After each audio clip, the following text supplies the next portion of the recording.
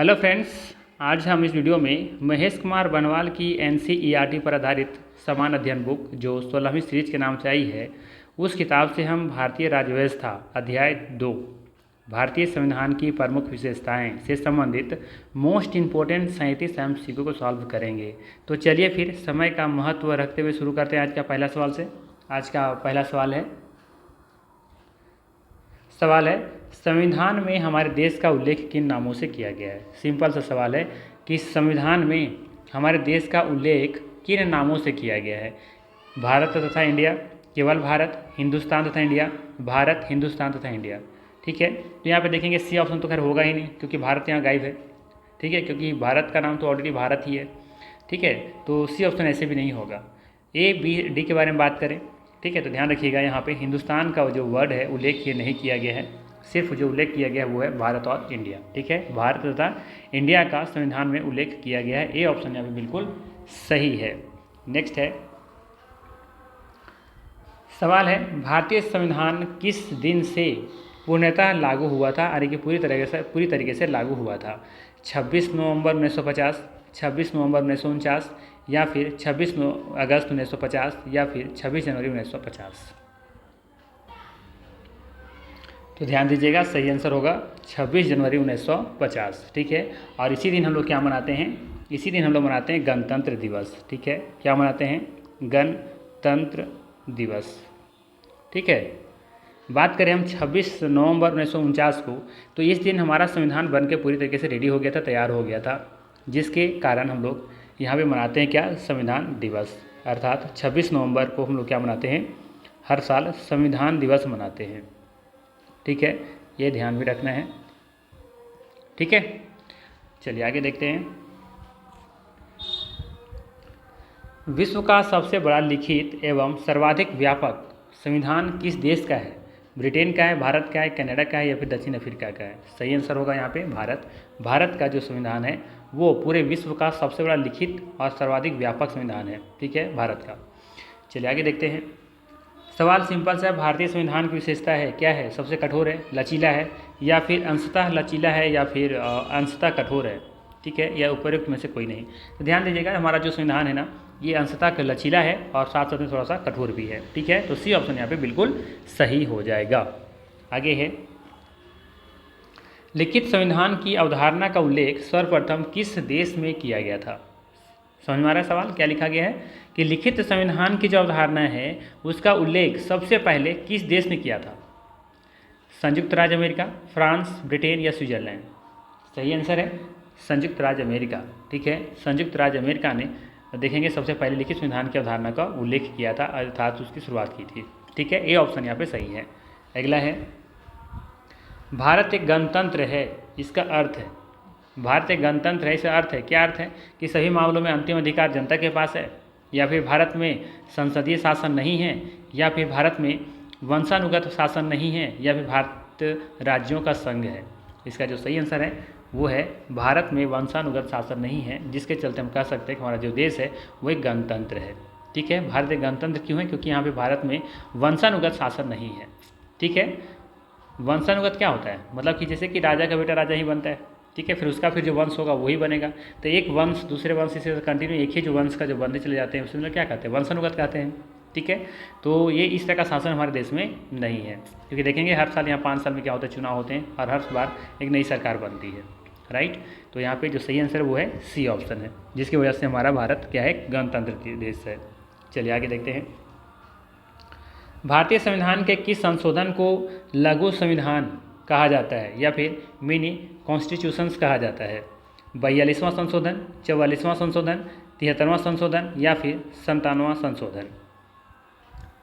तो ध्यान दीजिएगा, भारत का जो लघु संविधान है वो यहाँ पे 42वां संशोधन को कहा जाता है, अर्थात ये ऑप्शन बिल्कुल सही है। ठीक है,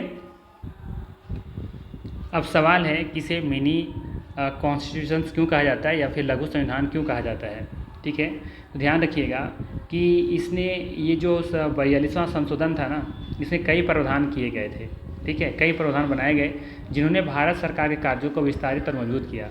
और इसी में देखेंगे कि 3 शब्द को जोड़ा गया था, समाजवादी, धर्मनिरपेक्ष और अखंडता, ये 3 शब्दों को इसमें जोड़ा गया था। ठीक है, इसीलिए इसे लघु संविधान भी कहा जाता है। ठीक है, ध्यान रखिएगा।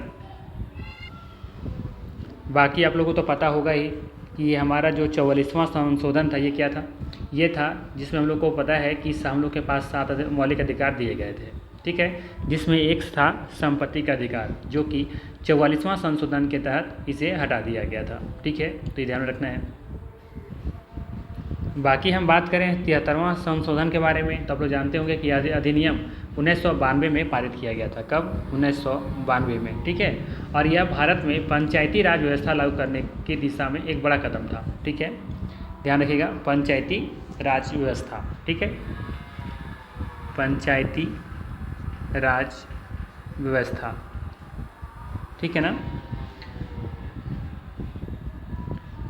बाकी ध्यान रखिएगा 97वां संशोधन वैसे एग्जाम में ज़्यादा से नहीं पूछा जाता है, बट ध्यान रखिएगा ये सहकारी समितियों को संवैधानिक मान्यता और सुरक्षा प्रदान की थी 97वां संशोधन के अधीन में। ठीक है, तो ये ध्यान रखिएगा, सहकारी समिति और संवैधानिक मान्यता से संबंधित है ये 97वां संशोधन। ठीक है, चलिए आगे देखते हैं।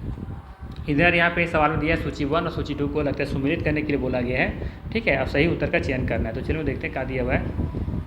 यहाँ पे है, इधर दिया हुआ है भारतीय संविधान के तत्व और देश जिससे लिया गया। ठीक है, तो यहाँ पे दिया गया है कौन कौन से संविधान के जो तत्व हैं वो, और इधर जिस देश से लिया गया है। ठीक है, तो चलिए हम लोग मैच करते हैं कि किससे क्या लिया गया है। तो सबसे पहले दिया हुआ है यहाँ पे राज्य के नीति निर्देशक तत्व, जो कि आयरलैंड से लिया गया है। ठीक है, ये तो कॉमन सा क्वेश्चन आप लोग को ही पता होगा। ठीक है, बात करें मूल अधिकार के बारे में, तो ये मूल अधिकार संयुक्त राज्य अमेरिका से लिया गया है। ठीक है, जबकि बात करें हम समवर्ती सूची, तो ये ऑस्ट्रेलिया से लिया गया है। जबकि भारत राज्यों का संघ है तथा संघ में अधिक शक्ति निहित है, ये लिया गया है कनाडा से। ठीक है, तो यहाँ पे देखेंगे जो सही आंसर होगा वो बी ऑप्शन बिल्कुल यहाँ पे सही दिख रहा है। ठीक है, ए का 3, बी का 4, सी का 1, डी का 2। ठीक है, तो याद रखिएगा राज्य के नीति निदेशक तत्व लिया गया आयरलैंड से, जबकि मूल अधिकार संयुक्त राज्य अमेरिका से, जबकि संवर्धित सूची ऑस्ट्रेलिया से लिया गया है, जबकि भारतीय राज्यों का संघ जो है ये कनाडा से लिया गया है। ठीक है, ध्यान रखिएगा। नेक्स्ट है कल्याणकारी राज्य का तात्पर्य क्या है? कल्याणकारी राज्य का तात्पर्य क्या है? अधिकतम लोगों का अधिकतम कल्याण सुनिश्चित करना, या कमज़ोर वर्गों के कल्याण का प्रबंध करना, या सभी नागरिकों को स्वास्थ्य सुविधाएं प्रदान करना, या फिर उपर्युक्त में से कोई नहीं होगा यहाँ। ठीक है, तो यहाँ पे देखेंगे जो पहला ही ऑप्शन है वही सही है कि अधिकतम लोगों को अधिकतम कल्याण सुनिश्चित करना ही क्या है, कल्याणकारी राज्य का तात्पर्य है। ठीक है, ये ऑप्शन बिल्कुल यहाँ पे सही हो जाएगा। ठीक है, चलिए आगे देखते हैं। नेक्स्ट है भारत में प्रजातंत्र इस तथ्य पर आधारित है कि, भारत में प्रजातंत्र इस तथ्य पर आधारित है कि संविधान लिखित है, मौलिक अधिकार प्रदान किए गए हैं, जनता को सरकार को चुनने तथा बदलने का अधिकार प्राप्त है, यहाँ राज्य के नीति निर्देशक तत्व हैं।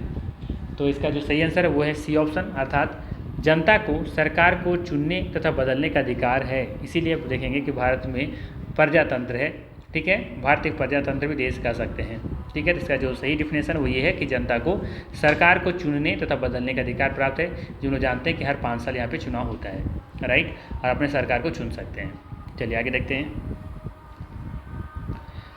भारतीय राजनीतिक व्यवस्था में कौन सर्वोच्च है? सवाल है भारतीय राजनीतिक व्यवस्था में कौन सर्वोच्च है? सर्वोच्च न्यायालय, संविधान, संसद या धर्म? सिंपल सा सवाल है कि भारतीय राजनीतिक व्यवस्था में कौन सर्वोच्च है। तो ध्यान दीजिएगा, भारतीय राजनीतिक व्यवस्था में सर्वोच्च जो है वो है संविधान। ठीक है, कौन सा? संविधान। ठीक है, चलिए आगे देखते हैं। नेक्स्ट है निम्नलिखित में से कौन एक भारत के संविधान का संघीय लक्षण नहीं है? लिखित संविधान, स्वतंत्र न्यायपालिका, कठोर संविधान, दोहरी नागरिकता। तो ध्यान दीजिएगा, हमारे देश में देखेंगे कि लिखित संविधान तो है, स्वतंत्र न्यायपालिका भी है, कठोर थोड़ा संविधान भी है, क्योंकि हम लोगों ने देखा कि हमारा जो संविधान है वो थोड़ा कठोर भी है, थोड़ा लचीला भी है, लेकिन दोहरी नागरिकता यहाँ पर देखने को नहीं मिलता है। ठीक है, जो हमारा जो देश का जो सिटीजन एक्ट है वो हमारा से दोहरी नागरिकता नहीं देता है। ठीक है, तो ये इसका सही आंसर हो जाएगा यहाँ पे डी ऑप्शन। ठीक है, ध्यान रखिएगा, ये भारतीय जो संविधान है उसका संघीय लक्षण ये नहीं है दोहरी नागरिकता। नेक्स्ट है, निम्नलिखित में से कौन भारतीय संविधान की विशेषता नहीं है। अब सवाल है कि कौन भारतीय संविधान की विशेषता नहीं है। दोहरी नागरिकता, द्विसदनीय विधानमंडल, अखिल भारतीय सेवाएं, एकीकृत न्यायपालिका। तो यहाँ पे देखेंगे कि द्विसदनीय विधानमंडल है, अखिल भारतीय सेवाएं भी है, एकीकृत न्यायपालिका भी है, लेकिन दोहरी नागरिकता नहीं है। तो अर्थात यहाँ पे ए ऑप्शन बिल्कुल सही हो जाएगा। नेक्स्ट है, संसदीय प्रणाली को सरकार के रूप में किस नाम से जाना जाता है। सिंपल सा सवाल है कि संसदीय प्रणाली को सरकार के रूप में किस नाम से जाना जाता है। वेस्ट मिनिस्टर, उत्तरदायी सरकार, मंत्रिमंडलीय सरकार या फिर उपयुक्त में से सभी। तो ध्यान रखिएगा यहाँ पे जो सही आंसर वो है उपयुक्त में से सभी, अर्थात वेस्ट मिनिस्टर, उत्तरदायी सरकार, मंत्रिमंडलीय सरकार, ये सभी कहा जाता है। ठीक है, नेक्स्ट है, भारतीय संसदीय प्रणाली किस देश की संसदीय प्रणाली से मिलती जुलती है। जापान, अमेरिका, फ्रांस या ब्रिटेन। सही आंसर होगा ब्रिटेन। ठीक है, डी ऑप्शन यहाँ पे सही हो जाएगा। भारतीय संसदीय प्रणाली जो है वो ब्रिटेन की संसदीय प्रणाली से मिलती जुलती है। नेक्स्ट है, मतदान करने की उम्र को 21 वर्ष से घटाकर 18 वर्ष किस वर्ष किया गया। 1889 में, 1989 में, 1961 में या 1988 में। तो ध्यान रखिएगा 1989 में। ठीक है, 1989 में किया गया था। ठीक है, चलिए आगे है, भारतीय संविधान के वृद्ध होने का कारण है। भारतीय संविधान के वृद्ध मतलब बहुत बड़ा होने का कारण क्या है। इसमें अनेक संविधानों का अनुभव शामिल है, इसमें विस्तृत प्रशासकीय प्रावधान है, यह एक बड़े देश के शासन से संबंधित है, या इसमें संघ एवं राज्य दोनों सरकारों का शासन है। सही आंसर हो जाएगा यहाँ पे डी ऑप्शन, इसमें संघ एवं राज्य दोनों सरकारों का शासन है। ठीक है, आगे है, भारतीय न्यायपालिका की सर्वोच्चता का सिद्धांत कहाँ से लिया गया है। अमेरिका के सर्वोच्च न्यायालय से, ऑस्ट्रेलिया के सर्वोच्च न्यायालय से, ब्रिटेन के सर्वोच्च न्यायालय से या जापान से। सही आंसर होगा यहाँ पे अमेरिका के सर्वोच्च न्यायालय से। ठीक है, ध्यान रखिएगा कि भारतीय न्यायपालिका की सर्वोच्चता का जो सिद्धांत है वो अमेरिका के सर्वोच्च न्यायालय से लिया गया है। नेक्स्ट है, भारतीय संविधान के किस भाग में मौलिक अधिकारों का वर्णन मिलता है। सिंपल सा सवाल, भारतीय संविधान के किस भाग में मौलिक अधिकारों का वर्णन है। भाग 4 में, भाग 3 में, भाग 5 में या भाग 6 में। सही आंसर होगा भाग 3 में। ठीक है, सही आंसर होगा भाग 3 में। ठीक है, ध्यान रखिएगा मौलिक अधिकारों का जो वर्णन है वो भाग 3 में है। नेक्स्ट है, अनुच्छेद 356 वर्णन करता है, किसके बारे में वर्णन करता है यह बताना है आपको। राष्ट्रीय आपातकाल के बारे में, राज्य में आपातकाल का, या फिर वित्तीय आपातकाल का, या फिर उपयुक्त में से सभी। ध्यान रखिएगा सही आंसर होगा राज्य में आपातकाल का। ठीक है, यहाँ पे बी ऑप्शन बिल्कुल सही हो जाएगा। ध्यान रखना है कि भारतीय संविधान में आपात उपबंधों को 3 भागों में बांटा गया है। ठीक है, कितने भागों में, 3 भागों में। कौन कौन, राष्ट्रीय आपातकाल, राज्य में आपातकाल, या फिर कह सकते हैं राष्ट्रपति शासन। ठीक है, इसी का दूसरा नाम है राष्ट्रपति शासन। ठीक है, राष्ट्रपति शासन, जब राज्य का जो सिस्टम है, ठीक है, विफल हो जाए, ठीक है, तो उस समय लगाया जाता है राष्ट्रपति शासन। ठीक है, तो ध्यान रखिएगा। और एक है वित्तीय आपातकाल। तो हम लोगों ने देखा कि अनुच्छेद 356 में वर्णन है राज्य में आपातकाल लगाने का या राष्ट्रपति शासन का। ठीक है, बाकी बात करें हम वित्तीय आपातकाल, तो ये अनुच्छेद 360 में दिया गया है। ठीक है, कितने वर्णन है इसका, 360 में, जबकि राष्ट्रीय आपातकाल का जो वर्णन है ये है 352 में। ठीक है, 352 में। तो ध्यान रखिएगा 352 में राष्ट्रीय आपातकाल, राष्ट्रपति शासन 356 में, जबकि 360 में वित्तीय आपातकाल। ठीक है, क्रम से याद रखिएगा 352, 456, 460। पहले होगा राष्ट्रीय आपातकाल, फिर आएगा राज्य में आपातकाल, और फिर देखेंगे कि जब राष्ट्र में भी आपात लग जाए, राज्य में भी लग जाए, तो फिर वित्तीय संकट तो आना ही तय है। ठीक है, तो फिर आ जाएगा वित्तीय आपातकाल, तो 360 में। तो इसे आप क्रम से याद रख सकते हैं लॉजिकली, कि पहले देश में अकाल आएगा, आपातकाल आएगा, इसके बाद राज्य में आएगा, और जब दोनों में आ जाएगा तो फिर जाहिर सी बात है क्राइसिस आएगा, पैसा बनेगा, तो वित्तीय आपातकाल लग जाएगा। ठीक है, तो 52, 56 और फिर 60। ठीक है, साथ ही ये भी ध्यान रखिएगा कि ये जो आपात उपबंध जो है ना, ये भारतीय शासन अधिनियम 1935 से लिए गए हैं। ठीक है, हमने बताया था ना कल पिछले वीडियो में कि बहुत सारे जो उपबंध हैं, ठीक है, जो कि भारतीय शासन अधिनियम 1935 से लिए गए हैं। तो ये भी जो है ना, ये पूरी तरह से उठाया गया है भारत शासन अधिनियम 1935 से। ठीक है, तो ध्यान रखिएगा, भारतीय शासन अधिनियम 1935, ठीक है, इसी से लिया गया है ये तीनों उपबंध। ठीक है, आपातकाल वाला। और ये ध्यान रखिएगा, 52 में राष्ट्रीय आपातकाल है, 56 में आपका राष्ट्रीय शासन है, जबकि 60 में वित्तीय आपातकाल है। 3 तरह के उपबंध लगाए गए हैं। ठीक है, और सॉरी, तुम्हें 3 तरह के आपातकाल होते हैं, ये ध्यान रखना है। बाकी ध्यान रखिएगा कि आपका जो राष्ट्रीय आपातकाल है, ठीक है, जो 352 का उपबंध है, इसके अंतर्गत 3 बार अभी तक भारत में आपातकाल लग चुका है। यानी कि कह सकते हैं कि हमारे देश में 3 बार राष्ट्रीय आपातकाल लगा है। कब कब लगा था? एक लगा था 1962 में। कब लगा था? 1962 में। ठीक है, क्यों लगा था? तो भारत और चीन के बीच में युद्ध हुआ, जो कुछ हुआ था, ठीक है, तो उसमें अरुणाचल प्रदेश में देखेंगे कि कुछ हमला हुआ था, जिसके कारण से ये लगाया गया था। इसके बाद फिर देखेंगे कि 1971 में लगाया गया था। ठीक है, 1971 में क्यों लगाया गया था? तो ये भारत पाकिस्तान के बीच जो युद्ध हुआ था, ठीक है, तो इसके कारण लगाया गया था। और एक आंतरिक अशांति के आधार पर लगाया गया था। ठीक है, इसमें कुछ विवाद भी रहा था इसी वजह से। तो देखेंगे ये 1975 में लगाया गया था। ठीक है, तो 3 याद रखना आपको, पहला 62 है, फिर 71 में और फिर 75 में। ठीक है, तो इसका कहा जाता है कि 1975 वाला इसका मिसयूज किया गया था। ठीक है, इसके पीछे डिटेल्स आप पढ़ेंगे तब पता चलेगा कि इसका कितना बड़ा मिसयूज किया गया था ये।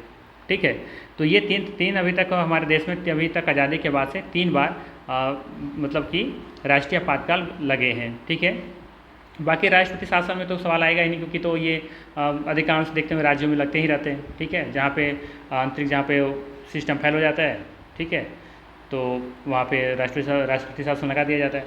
ठीक है, अब आप लोग कमेंट करके बताइए कि अभी तक हमारे देश में कितने बार वित्तीय आपातकाल लगाया गया है अब तक। ठीक है, कमेंट करके मुझे जरूर बताइएगा। चलिए आगे देखते हैं 21 नंबर।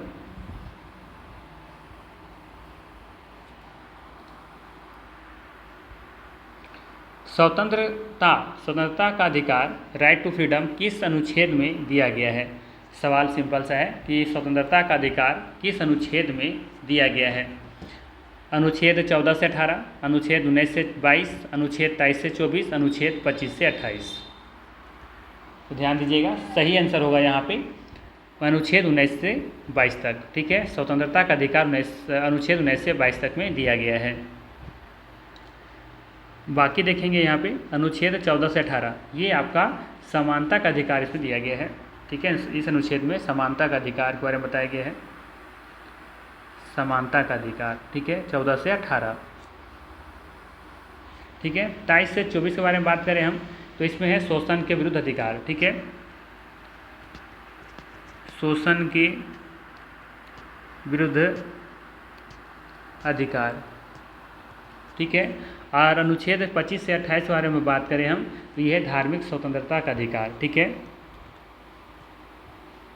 धार्मिक स्वतंत्रता का अधिकार। ठीक है, तो ध्यान रखिएगा यहाँ पे अनुच्छेद 14 से 18 आपका समानता का अधिकार, 19 से 22 है आपका स्वतंत्रता का अधिकार, जबकि 23 से 24 है आपका शोषण के विरुद्ध अधिकार, और 25 से 28 आपका धार्मिक स्वतंत्रता का अधिकार। ठीक है, और इसी में याद रखना चाहें तो रखेंगे 29 से 30 जो है ये संस्कृति व शिक्षा संबंधी अधिकार है, जबकि अनुच्छेद 32 में, ये याद रखिएगा, अनुच्छेद जो आपका 32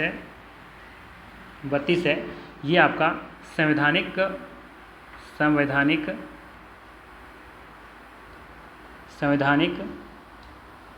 उपचारों का अधिकार इसमें दिया गया है। ठीक है, तो याद रखेंगे। ठीक है ना, तो यहाँ पे देखेंगे कितने अधिकार हो गए, 6 अधिकार। ठीक है, ध्यान रखिएगा कौन कौन, समानता का अधिकार, स्वतंत्रता का अधिकार, शोषण के विरुद्ध अधिकार, धर्म के स्वतंत्रता का अधिकार, संस्कृति और शिक्षा संबंधी अधिकार, और एक है संवैधानिक उपचारों का अधिकार। तो ये 6 मौलिक अधिकार हैं जिसको आप याद रखना चाहिए आपको। ठीक है, चलिए आगे देखते हैं। सवाल है, वित्तीय आपातकाल किस अनुच्छेद के तहत लगाया जाता है? वित्तीय आपातकाल किस अनुच्छेद के तहत लगाया जाता है? अनुच्छेद 365, 60, 52 या फिर 68। याद कीजिए, हमने भी क्या ट्रिक बताया था। पहले देश में आपातकाल लगेगा, उसके बाद फिर राज्य में लगेगा, और उसके बाद फिर जब ऐसा घोर स्थिति हो जाएगा तो वित्तीय आपातकाल लगा दिया जाएगा। ठीक है, जब देश में आपातकाल लगेगा, राष्ट्रीय आपातकाल लगा, फिर राज्य में भी लग गया, तो फिर क्या आएगा, पैसों की क्राइसिस आएगी, तो क्या लगा दिया जाएगा, वित्तीय आपातकाल।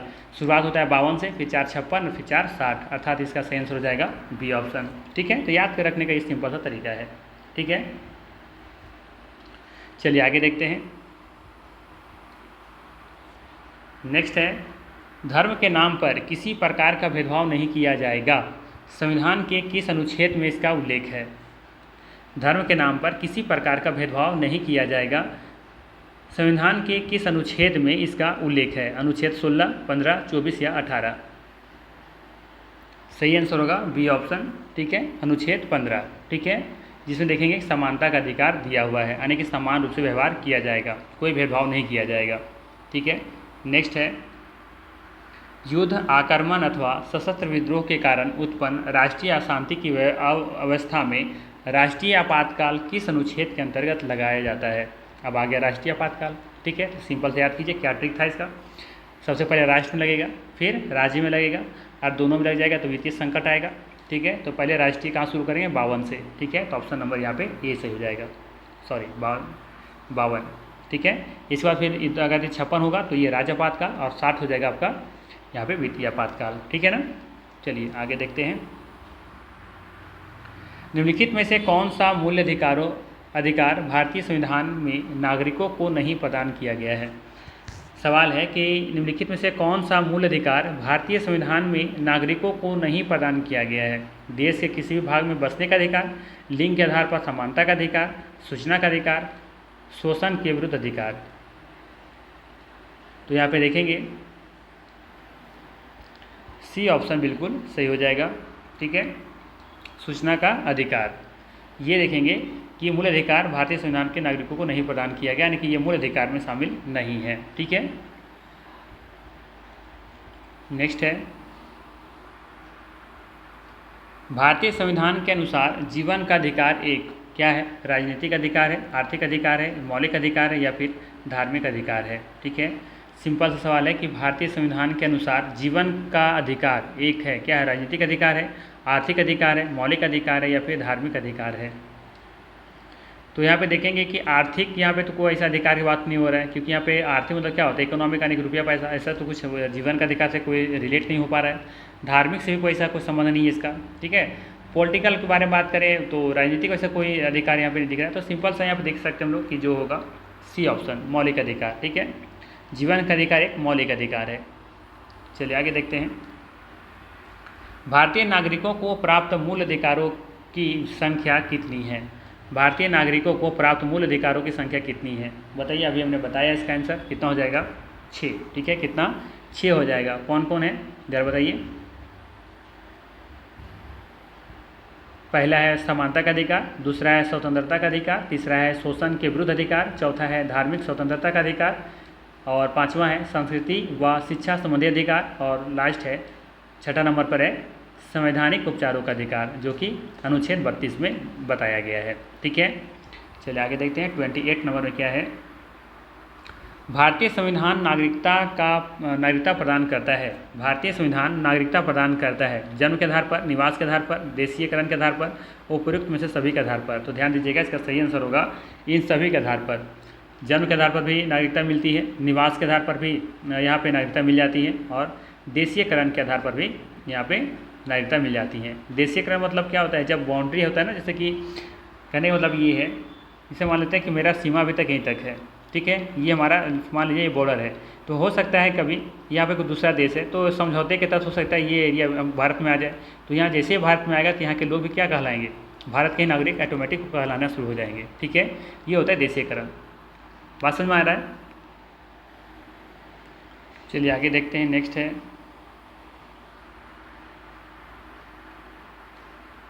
भारतीय राष्ट्रीय ध्वज में चक्र किसका प्रतीक है? सिंपल सा सवाल है कि भारतीय राष्ट्रीय ध्वज में चक्र किसका प्रतीक है? स्वतंत्रता का, न्याय का, समानता का या भाईचारे का? ध्यान दीजिएगा, सही आंसर होगा न्याय का। ठीक है, बी ऑप्शन यहाँ पे बिल्कुल सही हो जाएगा। नेक्स्ट है, हमारे राष्ट्रगान का मूल स्वरूप किस भाषा में है? हिंदी में है, बांग्ला में है, संस्कृत में या उर्दू में है? राष्ट्रगान का मूल रूप किस में है? तो ध्यान रखिएगा, बांग्ला भाषा में है, अर्थात बी ऑप्शन बिल्कुल यहाँ पे सही हो जाएगा। नेक्स्ट है, भारतीय संविधान निम्नलिखित में से कौन सी नागरिकता प्रदान करता है? दोहरी नागरिकता, एकल नागरिकता, उपयुक्त दोनों? तो ध्यान दीजिएगा, भारत में सिर्फ एकल नागरिकता का प्रावधान है, अर्थात बी ऑप्शन बिल्कुल यहाँ पे सही हो जाएगा। नेक्स्ट है, भारतीय संघ की कार्यपालिका शक्ति किसमें निहित है? भारतीय संघ की कार्यपालिका शक्ति किसमें निहित है? संसद में, प्रधानमंत्री में, राष्ट्रपति में या मंत्रिमंडल में? सही आंसर होगा राष्ट्रपति में, अर्थात सी ऑप्शन यहाँ पे बिल्कुल सही हो जाएगा। भारतीय संघ की कार्यपालिका शक्ति राष्ट्रपति में निहित है। नेक्स्ट है, लोकतंत्र चतुर्थ स्तंभ शब्द का प्रयोग निम्न में से किसे इंगित करने के लिए होता है? लोकतंत्र चतुर्थ स्तंभ शब्द का प्रयोग निम्न में से किसे इंगित करने के लिए होता है? संसद, न्यायपालिका, कार्यपालिका, प्रेस तथा समाचार पत्र? तो ध्यान दीजिएगा, सही आंसर होगा यहाँ पे आपका डी ऑप्शन सही होगा। ठीक है, प्रेस तथा समाचार पत्र। ठीक है, ध्यान रखिएगा, यहाँ पे देखेंगे कि इसके अलावा 3 स्तंभ और भी हैं। लोकतंत्र का 3 स्तंभ कौन कौन है? विधायिका, कार्यपालिका और एक न्यायपालिका। ठीक है, विधायिका, कार्यपालिका और न्यायपालिका। ठीक है, लेकिन देखेंगे साथ में कि मीडिया के बढ़ते दायरे और प्रभाव के कारण लोकतंत्र का ये चौथा स्तंभ कहलाने लगा। ठीक है, तो ध्यान रखिएगा, ये चौथा स्तंभ है प्रेस तथा समाचार पत्र। इसके अलावा 3 स्तंभ कौन कौन और हैं? एक है विधायिका, एक है कार्यपालिका और एक है न्यायपालिका। राइट, चलिए आगे देखते हैं। निम्नलिखित में से किस अधिकार को डॉक्टर भीमराव अंबेडकर ने संविधान का हृदय और आत्मा कहा था? सवाल है, निम्नलिखित में से किस अधिकार को डॉक्टर भीमराव अंबेडकर ने संविधान का हृदय और आत्मा कहा था? धार्मिक स्वतंत्रता का अधिकार, संपत्ति का अधिकार, समानता का अधिकार, संवैधानिक उपचारों का अधिकार? सही आंसर हो जाएगा यहाँ पे संवैधानिक उपचारों का अधिकार। ठीक है, संपत्ति का अधिकार तो होगा नहीं, क्योंकि इसको तो ऐसे हटा दिया गया है ना, 44वें संविधान संशोधन के अंतर्गत से हटा दिया गया ना संपत्ति के अधिकार को।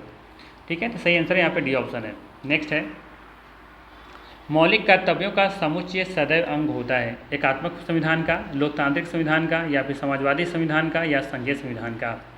तो इसका सही आंसर हो जाएगा समाजवादी संविधान का, अर्थात सी ऑप्शन बिल्कुल यहाँ पे सही हो जाएगा। नेक्स्ट है, भारतीय संसद के ऊपरी सदन को कहा जाता है, यानी कि अपर हाउस को क्या कहते हैं? ठीक है, अपर हाउस को कहा जाता है यहाँ पे राज्यसभा। ठीक है, क्या कहा जाता है? राज्यसभा। और लोअर हाउस को कहा जाता है लोकसभा। ठीक है, ध्यान रखिएगा, लोअर हाउस लोकसभा जबकि अपर हाउस राज्यसभा। ठीक है, चलिए आगे देखते हैं। आज का अंतिम प्रश्न है, भारतीय संविधान में है 300 से अधिक अनुच्छेद हैं, 350 से अधिक अनुच्छेद हैं, या फिर 400 से अधिक अनुच्छेद हैं, या 450 से अधिक अनुच्छेद हैं? ठीक है,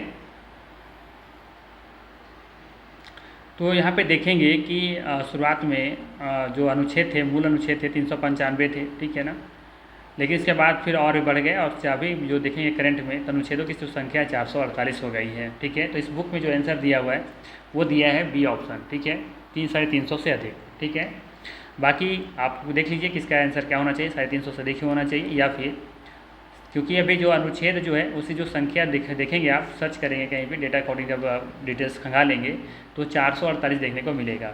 ठीक है, तो आप 400 से अधिक में भी अनुच्छेद में जा सकते हैं, बट इसमें जो आंसर दिया हुआ है बी ऑप्शन दिया हुआ है। ठीक है, तो इस क्वेश्चन का आंसर हम आप पर छोड़ते हैं कि इसका आंसर क्या होगा। ठीक है, बाकी यहाँ पे कुछ और भी दिया हुआ है, जैसे इसको ध्यान में रखना चाहिए कि भारत के राष्ट्रीय ध्वज को 22 जुलाई 1947 को संविधान सभा द्वारा अंगीकृत किया गया। इसकी लंबाई चौड़ाई का अनुपात जो होता है वो कितना होता है? 3:2 होता है। एग्जाम में अक्सर पूछा जाता है कि जो हमारा जो ध्वज है उसका जो अनुपात है वो कितना होता है, तो हमेशा 3:2 में ही होगा, आप चाहे जितना बड़ा बना लें। ठीक है, लेकिन अनुपात हमेशा कितना होगा? 3:2 का ही अनुपात होगा। जैसे अगर लंबाई 6 रखना चाहते हैं तो चौड़ाई 4 होना चाहिए, अगर लंबाई 3:9 रखना चाहते हैं तो चौड़ाई 6 मीटर में होना चाहिए। ठीक है, तो इस तरीके से अनुपात यही रहेगा 3:2 का। ठीक है, इसमें ऊपर से नीचे क्रमशः केसरिया, सफ़ेद और हरे रंगों का 3 पट्टियाँ होती हैं। सफ़ेद पट्टी केंद्र में 24 तिलियाँ वाला गहरे नीले रंग का एक चक्र भी है। ठीक है, ध्यान रखिए इसको। राष्ट्रीय चिन्ह के बारे में बात करें, क्या है? अशोक स्तंभ है। भारत का राष्ट्रीय चिन्ह सारनाथ के अशोक स्तंभ से लिया गया है। पट्टी के मध्य में धर्मचक्र है। चक्र में 24 तिलियाँ हैं जो 24 घंटों का प्रतीक है। ठीक है, बात करें राष्ट्रगान के बारे में, जन गण मन है हमारा। ठीक है, किसने लिखे थे ये? तो रविंद्रनाथ टैगोर द्वारा मूलतः बांग्ला भाषा में रचित और संगीतबद्ध किया गया जन गण मन के हिंदी संस्करण को संविधान सभा ने भारत के राष्ट्रगान के रूप में 24 जनवरी, कब? 24 जनवरी 1950 को अपनाया। ठीक है, ध्यान रखिएगा। जबकि यहाँ पे देखेंगे कि राष्ट्रीय ध्वज जो है ये 22 जुलाई 1947 को अपनाया गया था। ठीक है, तो ये ध्यान रखेंगे। राष्ट्रगान के गायन की अवधि लगभग कितना होता है? 52 सेकेंड होता है। साथ ही बात करेंगे हम यहाँ पे कि राष्ट्रीय गीत वंदे मातरम की रचना बंकिम चंद्र चटर्जी ने संस्कृत में की थी। इसे जन गण मन के समान दर्जा प्राप्त है। यह सर्वप्रथम सन 1896 में भारतीय राष्ट्रीय कांग्रेस के 12वें अधिवेशन जो कलकत्ता में हुआ था वहाँ गाया गया था। ठीक है, आगे है कि राष्ट्रीय जो पंचांग है वो कौन सा है? तो ग्रेगोरियन कैलेंडर है। ग्रेगोरियन कैलेंडर के साथ साथ देश भर के लिए शक संवत पर आधारित एक रूप राष्ट्रीय पंचांग भी है, जिसका पहला महीना चैत्र होता है, जो एग्जाम में पूछा भी जाता है। ठीक है, और समान वर्ष 365 दिन का होता है। पंचांग 22 मार्च 1957 को सरकारी उद्देश्यों के लिए अपनाया गया था। ठीक है, बाकी आप लोग को पता होगा कि राष्ट्रीय वृक्ष बरगद है, राष्ट्रीय पशु बाघ है, राष्ट्रीय पक्षी मयूर है, राष्ट्रीय पुष्प कमल है। ठीक है, इधर जो दिया हुआ है ना, इसको याद कर लीजिएगा। ये वैज्ञानिक नाम है, पूछा जाता है कि बरगद का वैज्ञानिक नाम क्या है, बाघ का क्या है, मयूर का क्या है, कमल का क्या है। ठीक है, तो चाहे तो इसका स्क्रीनशॉट आप ले सकते हैं। ठीक है, तो ये था मोस्ट इम्पोर्टेंट इस अध्याय से, इस चैप्टर से 37 MCQ और कुछ ये डिटेल्स।